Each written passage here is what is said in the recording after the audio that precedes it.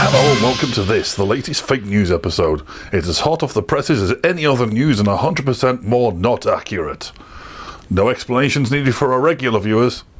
When I say regular, I don't mean their toiletry habits, I mean that they watched before. Ugh. So, anyway, it's time to say hello to all of you, even the arseholes, and say, here is the news. The BBC has announced its new presenting team for the show Top Gear. The lineup is Paddy McGuinness, Freddie Flintoff and Chris Harris. People on social media have asked why they've chosen Freddie Flintoff, an ex-cricket player, instead of an ex-racing driver. We ask, does the BBC have a race bias? How old is Top Gear now? 3 middle-aged men in leather jackets share its midlife crisis, doesn't it? It'll be running off with a younger channel soon, and embarrassing that's already happened, hasn't it? Yes, that's already... People who bang on about their freedoms of speech seemingly don't like it when people who disagree with them are allowed to speak. A report... It has been reported that due to Bluetooth, the lot of the average village idiot has been improved immeasurably. In the past, when somebody was talking to themselves loudly in the street and waving their arms about, people gave them a wide berth. These days, somebody does that, they're seen as a busy executive and pointed towards the nearest pret-a-manger. A recent report states that standing desks improve worker performance. Doesn't work for bus drivers though, does it? In other worker morale news, it seems that only the first 5 days after a weekend are the ones that are generally the worst. This doesn't seem to apply to shift workers.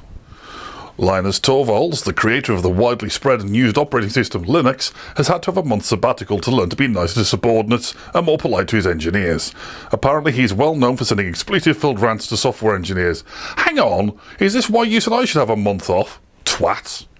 I'm composing an email in my head right now and it's in Comic Sans. Lynx Body Spray and the Virgin brand are announcing a tie-in of products. They'll sell double-branded cans of energy drink, games console controllers and condoms with no best before date. An entrepreneur in California has started a unique calamari delivery service based on the business model that Amazon uses. He calls it Octopus Prime.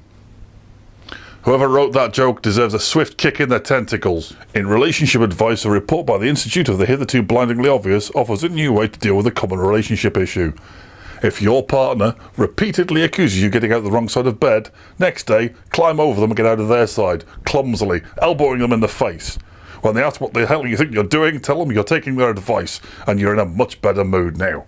A few mornings of that should shut them up. If it doesn't, then push their side of the bed up against the wall and see how happy they are. A woman who repeatedly posts on Facebook about how great her husband is clearly having an affair, according to all of her friends. A new parent in Dorset today was upset when he found out that the baby changing service in the local shopping centre was not exactly what he'd hoped for, and he was forced to go home with his own child. According to a new report, there's a reason that women generally live longer than men. It's payback for all the intervening years of shit that they've had to put up with from us. Which seems fair, really, doesn't it? Carol Spinney has retired as a puppeteer. He's most well known for his work on US children's TV show Sesame Street. He was the puppeteer and voice of Oscar the Grouch and Big Bird. The 84-year-old was reportedly very popular, but oddly, Big Bird had nothing to say on the matter. I could do that. I could be the new Oscar the Grouch. No one will notice that he's turned purple. If anybody mentions it, was tell them the televisions are broken. Get my agent on the line. What do you mean don't know their number? Serves me right for getting this secret agent, I suppose. Thanks for watching this episode of Wobbly Bob's Fake News. Please like and subscribe. There'll be more soon. No, really, there will.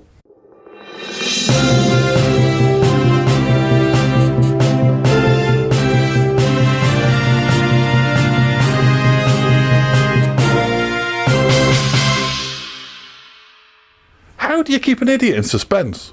No, really, because nobody here will tell me. Wait. Thanks for watching this episode of Wobbly Bob's Fake News. There'll be more along soon, like an unending line of things that don't end.